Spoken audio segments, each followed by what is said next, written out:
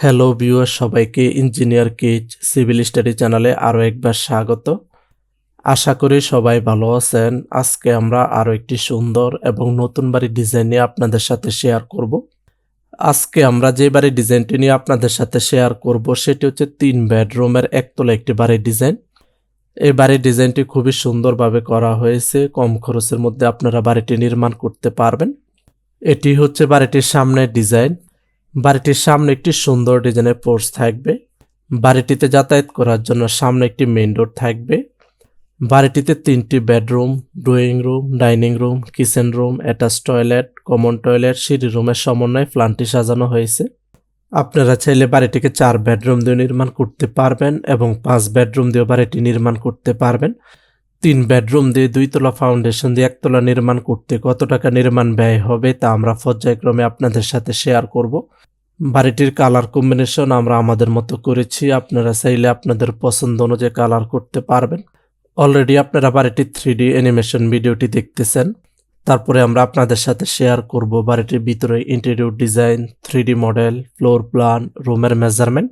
বাড়িটি নির্মাণ করতে কত শতাংশ এবং কত কাঠা জমির প্রয়োজন হবে বিস্তারিত আপনাদের সাথে শেয়ার করব। ভিডিওটি স্কিপ না করে শুরু থেকে শেষ পর্যন্ত দেখেন, তাহলে বাড়ি নির্মাণ করার জন্য ভালো একটি ধারণা পেয়ে যাবেন। আমাদের চ্যানেলে যারা নতুন হয়ে থাকেন তারা প্লিজ সাবস্ক্রাইব করবেন। এটি হচ্ছে বাড়িটির 3D মডেল। অলরেডি আপনারা বাড়িটির 3D অ্যানিমেশন ভিডিও এবং বাড়িটির বাইরে ডিজাইন সম্পর্কে দেখে নিছেন। এখন আমরা বাড়িটির 3D মডেলটি দেখাবো। এটি হচ্ছে বাড়িটির সামনের ডিজাইন। বাড়িটির সামনে একটি সুন্দর ডিজাইনের পোর্চ থাকবে। পোর্চের নিচে 2 পাশে আমরা বসার ব্যবস্থা করে দিছি। আপনারা চাইলে এখানে বসতে পারবেন। এই বাড়িটিতে আমরা কোনো বারান্দা ব্যবহার করি নাই। আপনাদের যদি বারান্দার প্রয়োজন হয় তাহলে আপনারা আলাদাভাবে বারান্দা নির্মাণ করতে পারবেন। বাড়িটির চতুর্পাশে জানালার হাইট পর্যন্ত টাইলস ব্যবহার করা হয়েছে। বাড়িটির সামনের ওয়ালও টাইলস ব্যবহার করা হয়েছে। বাড়িটিতে যাতায়াত করার জন্য সামনে একটি মেইন ডোর থাকবে। আর এটি হচ্ছে বাড়িটির পিছনের ডিজাইন। এটি হচ্ছে বাড়িটির উপরের ডিজাইন বা ছাদের ডিজাইন। ছাদের চতুর্পাশে আমরা প্যারাপেট ওয়াল সেট করে দিছি এবং গাছ সেট করে দিছি। এটি হচ্ছে সিঁড়ি রুম। ছাদে প্রবেশ করার জন্য এই পাশে ডোর থাকবে। ছাদে আমরা টেবিল এবং ছাতা সেট করে দিছি। আপনারা চাইলে এখানেও বসতে পারবেন। এই পাশে আমরা পানির ট্যাঙ্ক সেট করে দিছি। এই ছিল বাড়িটির বাহিরের ডিজাইন। এখন আমরা বাড়িটির ছাদ সরিয়ে ফেলি। ছাদ সরিয়ে আপনাদেরকে বাড়িটির ভিতরের ডিজাইনটি দেখাবো। অলরেডি আমরা বাড়িটির ছাদ সরিয়ে ফেলেছি। এটি হচ্ছে বাড়িটিতে প্রবেশ করার জন্য মেইন ডোর। মেইন ডোর দিয়ে প্রবেশ করলে আপনারা পেয়ে যাবেন ড্রয়িং রুম এবং ডাইনিং রুম একসাথে। এই পাশটাকে আপনারা ডাইনিং রুম হিসেবে ব্যবহার করতে পারবেন।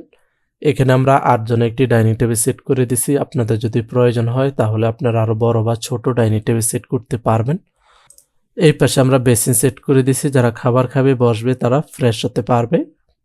বাড়িটির এই পাশটাকে আপনারা ড্রয়িং রুম হিসেবে ব্যবহার করতে পারবেন। 3 পাশে আমরা সোফা সেট করে দিছি এবং মাঝ বরাবর আমরা টেবিল সেট করে দিছি। আপনারা চাইলে এখানে বসতে পারবেন। যারা অতিথি আসবে তারাও বসতে পারবে। এখানে 10 থেকে 12 জন মানুষ খুবই সুন্দরভাবে বসতে পারবে। ড্রয়িং রুমের সাথেই থাকবে হলো বেডরুম 1। বেডরুম 1-এ প্রবেশ করার জন্য এই পাশে ডোর থাকবে। এই বেডরুম আমরা বেড সেট করে দিছি। এই পাশে আমরা সেলফ সেট করে দিছি এবং এই পাশে আমরা ক্যাবিনেট সেট করে দিছি। আপনারা চাইলে আপনাদের মতো করে সুন্দরভাবে সাজিয়ে নিতে পারবেন। পর্যাপ্ত জায়গা আছে। এই পাশে থাকবে হলো বেডরুম 2। বেডরুম 2-তে প্রবেশ করার জন্য এই পাশে ডোর থাকবে। এই বেডরুম আমরা বেড সেট করে দিছি। এই পাশে আমরা ক্যাবিনেট সেট করে দিছি এবং এই পাশে আমরা সেলফ এবং টিভি সেট করে দিছি। আপনারা চাইলে আপনাদের মতো করে সাজিয়ে নিতে পারবেন। এই পাশে থাকবে হলো একটি কমন টয়লেট। কমন টয়লেটে প্রবেশ করার জন্য এই পাশে ডোর থাকবে। এই টয়লেট আমরা বেসিন এবং কমোড সেট করে দিছি এবং টয়লেট ওয়ালে আমরা টাইলস ব্যবহার করছি। বাড়িটির মাঝ বরাবর থাকবে হলো সিঁড়ি রুম। এই পাশ দিয়ে উপরে উঠে এই পাশে আপনারা ছাদে চলে যেতে পারবেন। এই বাড়িটিতে 3 ধাপে সিঁড়ি ব্যবহার করা হয়েছে। সিঁড়ি রুমের নিচে পর্যাপ্ত জায়গা থাকবে। আপনারা চাইলে এখানে প্রয়োজনীয় মালামাল রাখতে পারবেন অথবা ইবাদত করার জায়গা হিসেবে ব্যবহার করতে পারবেন। এই কর্নারে থাকবে হলো বেডরুম 3। বেডরুম 3-তে প্রবেশ করার জন্য এই পাশে ডোর থাকবে। এই বেডরুম আমরা বেড সেট করে দিছি। এই পাশে আমরা সেলফ সেট করে দিছি। এই পাশেও আমরা সেলফ সেট করে দিছি। আপনারা চাইলে আপনাদের মতো করে সুন্দরভাবে সাজিয়ে নিতে পারবেন। পর্যাপ্ত জায়গা আছে। এই বেডরুমের সাথে একটা টয়লেট থাকবে। টয়লেটে প্রবেশ করার জন্য এই পাশে ডোর থাকবে। এই টয়লেটে আমরা বেসিন এবং কমোড সেট করে দিছি এবং টয়লেট ওয়ালে আমরা টাইলস ব্যবহার করছি। এই বেডরুমের ডোর আপনারা চাইলে এখানেও ব্যবহার করতে পারবেন এবং অ্যাটাচ টয়লেটের ডোর এই পাশে ব্যবহার করতে পারবেন। তাহলে এই জায়গাটি ফাঁকা থাকবে, আপনারা চাইলে এখানে বেসিন সেট করতে পারবেন।